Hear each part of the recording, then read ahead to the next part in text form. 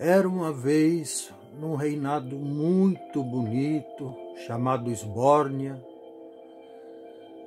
tinha um castelo bem no centro geográfico do país, ou seja, da Esbórnia, que era muito disputado por vários dos seus súditos. Mas, infelizmente, como em toda a história de bruxas e bruxos, quem reinava eram sempre eles mesmos, bruxas e bruxos. Um belo dia, um bruxo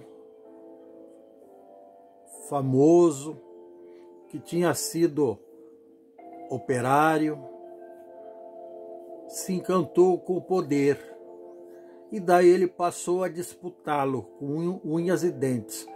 Primeiro com discursos equivocados, dizendo que se existisse uma casa com 16 cômodos, que ele ia tirar todo mundo de lá e botar 16 famílias. E além disso, ele demonstrava extrema simpatia pelo símbolo de outros reinados distantes e malévolos que tinham um martelo e uma foice cruzados. Só que esse bruxo, na medida que disputava o poder, ele ia percebendo que ele não agradava a ninguém com aquele discurso equivocado, populista, de invadir propriedade e tomar conta dela, se apropriar dela.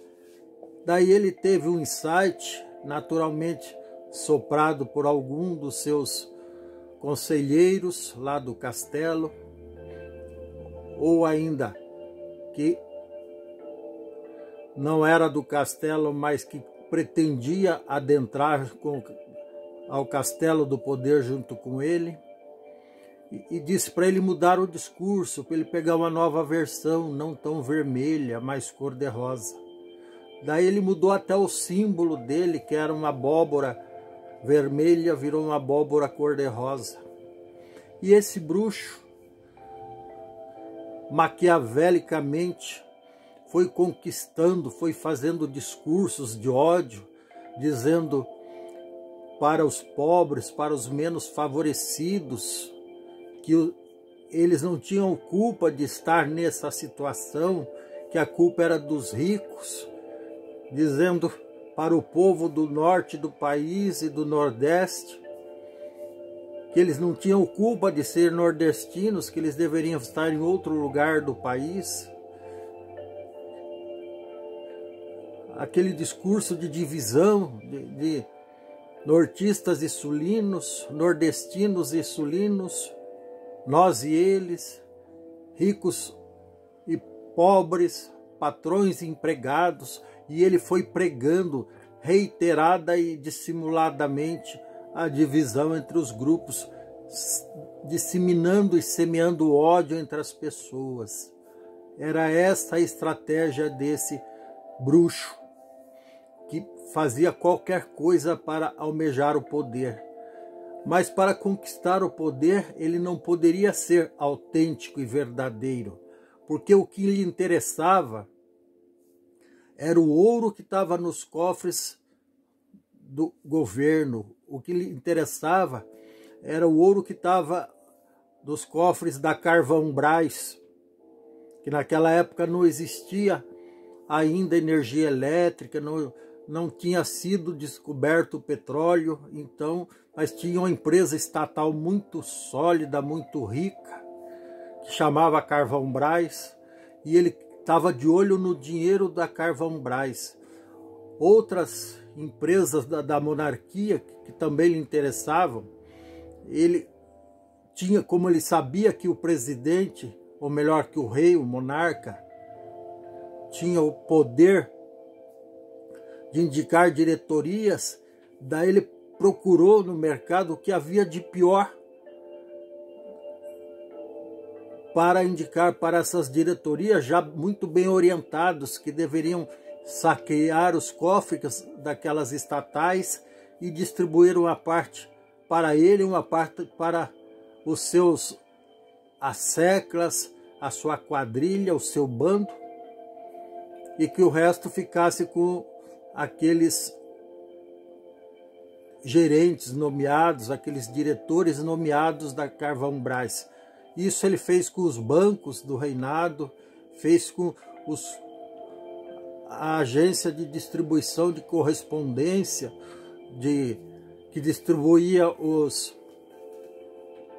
que treinava e controlava os pombos correios da época e levava as cartas e encomendas para as pessoas. E assim ele foi conquistando a opinião pública da maioria, já que a maioria eram camponeses pobres, desinformados, com pouco estudo, fáceis de serem manipulados. Ele foi conquistando o coração e a mente dessas pessoas, iludindo-as com promessas vãs e conquistando a sua preferência. E assim esse bruxo, que dizem as más línguas, a boca pequena, já diziam naquela época que era uma raposa travestida de gente, uma raposa velha, muito gananciosa. E foi assim que esse bruxo ascendeu ao poder, conquistou o poder e conseguiu ser monarca por muito tempo. Como ele tinha uma sede incalculável de poder, ele indicou uma sucessora que fazia tudo o que ele mandava e manteve o mesmo staff, o mesmo bobo da corte, os mesmos vassalos, os mesmos diretores, enfim, ele manteve todo o staff do reinado daquele país chamado Esbórnia. Mas como eles exageraram na mão grande, foram com muita sede ao pote, aí perderam o controle da situação e o país começou a empobrecer, o desemprego apareceu. Esse rei maquiavélico, esse bruxo, fez, como ele era uma pessoa com pouco estudo e muita ganância, ele fez negociatas mirabolantes e fugiu do controle, aí virou uma bolha.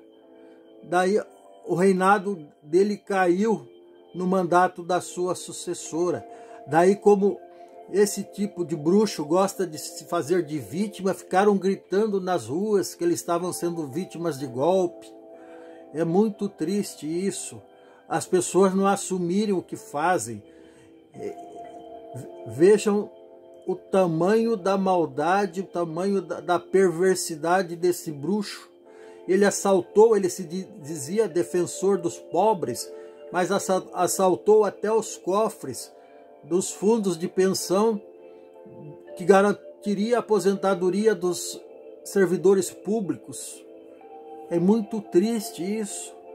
Mas como naquele reinado chamado Esbórnia existia uma centelha de esperança, existia o poder judiciário, existiam juízes já naquela época que ficaram assustados com os desmandos desse bruxo que ocupava a cadeira de rei, e daí decretaram a prisão dele, prenderam o cidadão, o bruxo, que era uma raposa velha, gananciosa.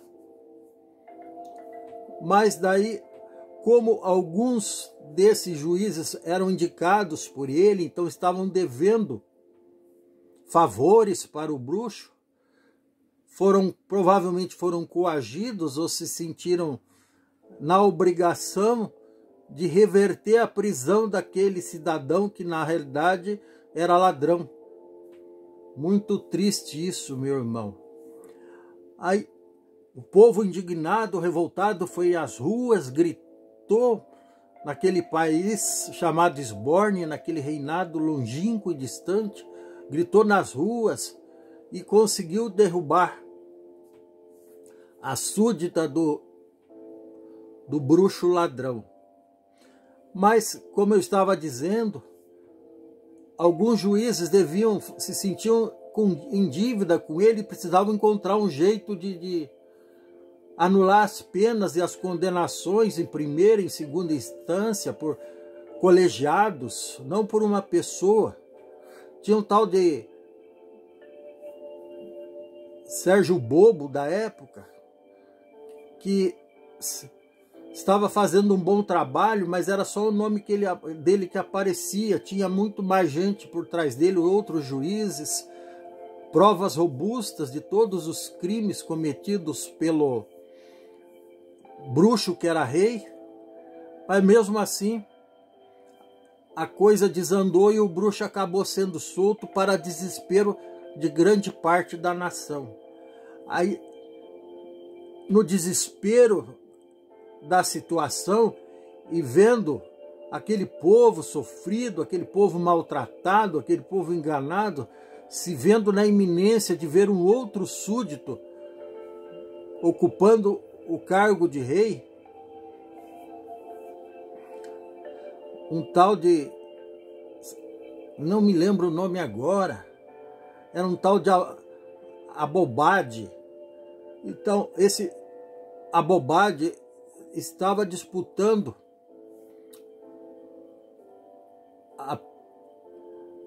o reinado, a cadeira do rei, com um outro bruxo que dizem as más línguas que era uma mula sem cabeça. Infelizmente, as más línguas são terríveis. Dizem que era uma mula sem cabeça travestida de gente. Daí essa mula sem cabeça era a única opção de evitar que aquele bruxo malévolo que tinha saído da cadeia colocasse o seu um outro sucessor que terminasse com a roubalheira, continuasse com a roubalheira e minasse todas as riquezas daquele país, daquela monarquia. E o povo é que pagava conta de tudo isso, o povo é que sofria com tudo isso. Então, todas as pessoas se uniram, ou seja, a maioria, para votar naquele bruxo que era uma mula sem cabeça, travestida de gente. Um sujeito estranho, esquisito, que vivia ameaçando as pessoas, que não tinha tolerância com quem fosse falar com ele, ameaçava principalmente se fosse mulher. Ele não gostava de mulher, ele tinha um problema sério. Até hoje a ciência não explicou por que aquele bruxo não gostava de mulher. Ele ameaçava, agredia. Ele não agredia as pessoas que iam entrevistá-lo, saber o que ele achava disso ou daquilo. O sujeito totalmente esclerosado, sem autocontrole, esquisito mesmo. Então, mesmo sabendo disso, a maioria das pessoas acabou optando por votar nesse novo bruxo que era uma mula sem cabeça travestida de gente.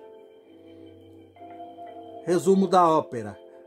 Assim que assumiu o poder, a mula sem cabeça, que enquanto buscava apoio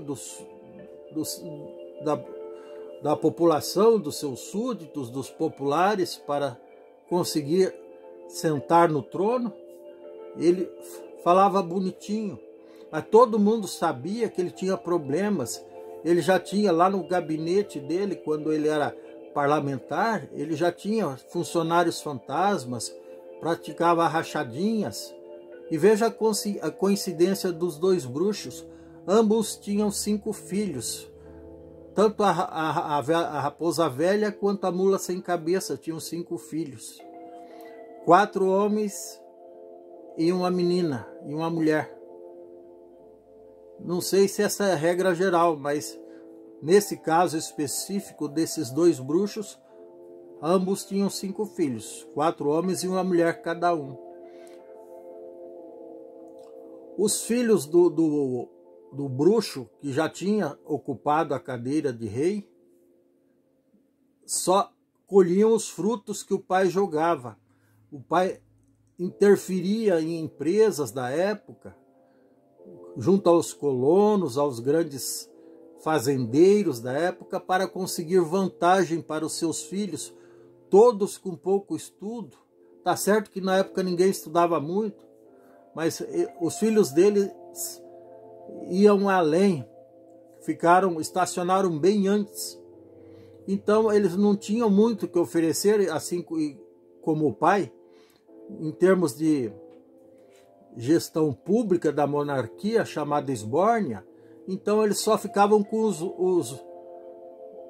as benesses que o pai obrigava, até coagia as empresas e fazendeiros da época a conceder a seus filhos. E assim todos eles ficaram milionários na época, tinham os cofres abarrotados de ouro. Não sei se eram milhões, mas tinham os cofres abarrotados de ouro, viviam esbanjando riqueza, esfregando na cara dos pobres, assalariados que trabalhavam, aquela riqueza toda, aquela ostentação. Da mesma forma, os filhos do segundo bruxo, da mula sem cabeça, que dizem as más línguas, eu não sei, não estava lá, que era uma mula sem cabeça. Só que esse outro, ele era menos esperto, digamos assim, que o primeiro. O primeiro ainda tentava demonstrar um pouco de simpatia. Na realidade, ele era um tremendo dissimulado, mas ele demonstrava simpatia para com as pessoas. O segundo não, ele era agressivo, petulante, arrogante. O segundo bruxo, bem esquisito mesmo esse segundo bruxo. Um belo dia, já no governo desse segundo bruxo, quando ele era o rei, estava ocupando a cadeira da monarquia, aconteceu uma tragédia de proporções mundiais, uma daquelas tipo as 10 pragas do Egito, e o mundo foi acometido com uma pandemia viral e que matou milhões e milhões de pessoas mundo afora. Só que na esbórnia matou muito mais, porque quando os médicos da época, os pesquisadores conseguiram desenvolver um tratamento, uma vacina, esse bruxo que tinha o poder e tinha o dinheiro público para comprar a vacina, ele dizia que era mentira, ele negava, era negacionista o sujeito, negava que a doença existia, debochava das pessoas que estavam doentes, até publicamente. Tem um deboche da época que está registrado nos anais da história, que ele falou: ai, tô com Covid. É assim, ele era debochado, muito esquisito o cidadão, não tinha nem um pouco de empatia e se dizia cristão. Vejam só que contradição, meu irmão. Esquisito pra caramba. O cara se dizia cristão, às vezes aparecia no culto da igreja protestante da época, às vezes aparecia na missa da igreja de Cristo, da igreja católica, e até ia lá, ele com um pouco mais de estudo que o primeiro bruxo, até se aventurava a ler a homilia, a fazer a leitura da Bíblia, e ao mesmo tempo ele tinha atitudes totalmente desumanas, anticristãs, maquiavélicas, perversas, debochando das pessoas doentes, debochando. Quando falaram para ele que já tinham milhares e milhares de súditos morrido por conta daquela doença desconhecida, ele respondeu: e daí, não sou coveiro? Vejam só que tipo de bruxo malvado que era esse. E daí, o que aconteceu? Quando estava para terminar o mandato desse bruxo, maquiavélico, despreparado, desqualificado, daí surgiu um novo pleito, marcou-se um novo pleito no reinado. E aí os dois bruxos voltaram de novo no modo sereno, apaziguador, amiguinho das pessoas, pegando criancinha no colo, falando bonitinho. Lógico que eles não estavam falando nem de coração, porque do ponto de vista dos historiadores da época, ambos não tinham coração, eles tinham alguma coisa estranha no lugar. Eu não sei exatamente, não é minha especialidade, bruxologia não é minha especialidade, mas eu não sei o que bruxo tem no lugar de coração. Eu só sei que coração não é. Talvez uma extensão do intestino. Enfim, é só uma suposição. Então essa gente esquisita, se é que dá para chamar isso de gente, esses dois bruxos, apesar do povo ter mais 10 opções de pessoas normais disputando a cadeira do rei, as pessoas talvez por gostarem de sofrer, talvez, séculos e séculos sucessivos sofrendo, sendo manipulados, sendo enganados, sendo iludidos com promessas vãs que nunca se cumpriam, talvez essas pessoas tivessem medo de que se viesse alguém capaz de mudar e melhorar as suas vidas, eles fossem ter algum tipo de trauma, de sentimento de culpa, não sei. Aí a maioria das pessoas, lógico que não todas, mas a maioria entre os 12 candidatos resolveu apostar as fichas, a maior parte das fichas, nos dois bruxos novamente, talvez para medir a força dos dois, para ver qual dos dois bruxos era mais poderoso. Muito esquisito. A psicologia, a psiquiatria da época não explicou direito, até porque os estudos de psiquiatria e psicologia eram muito incipientes na época. Mas ambos, já estava claro que, como em toda monarquia, quem vivia encastelado, os reis e seus súditos mais próximos, seus vassalos, seus amigos, gostavam muito de poder. Não faziam nada, viviam passeando de biga, em carreatas, motocicletas, cavalgadas, caçando raposa, imagine só, caçando os próprios parentes menos favorecidos. Era isso que esses dois bruxos faziam, só na esbórnia mesmo, se divertindo, viajando, dando gargalhadas, comendo, bebendo e se vestindo bem, viajando por todos os outros reinados e debochando da cara dos coitados. É isso que acontecia naquele reino estranho chamado Esbórnia. E muito mais estranho porque esse reino era bonito, era privilegiado, não tinha furacões como tem em outros reinados, não tinha vulcões como tem em outros reinados, não tinha abalos sísmicos, tremor de terra, terremotos, nem áreas gigantescas desertificadas. Mas vejam bem, eles são não o primeiro, mas o segundo.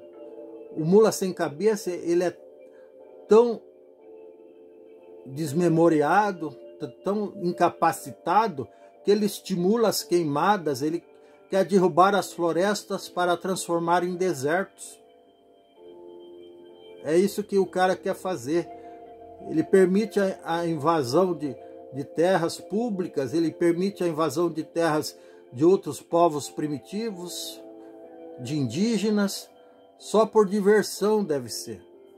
E todo o aparato que tinha sido montado por reis anteriores para dar segurança aos povos primitivos, para dar segurança às terras públicas, para punir quem promovesse queimada e garimpo ilegal, todo o aparato público que existia para combater esses tipos de crimes, ele desmontou, e por outro lado ele ainda incentivava que cada pessoa andasse armada, cada um com o seu arsenal bélico para se defender, porque ele queria dar folga para as forças de segurança daquele reinado. Ele queria que fosse cada um por si e Deus contra todos. E mesmo assim ele tinha um discurso, tinha um slogan que era o contrário disso. Então eram dois bruxos que ocuparam a cadeira de rei naquela época, naquele reinado chamado Esbórnia.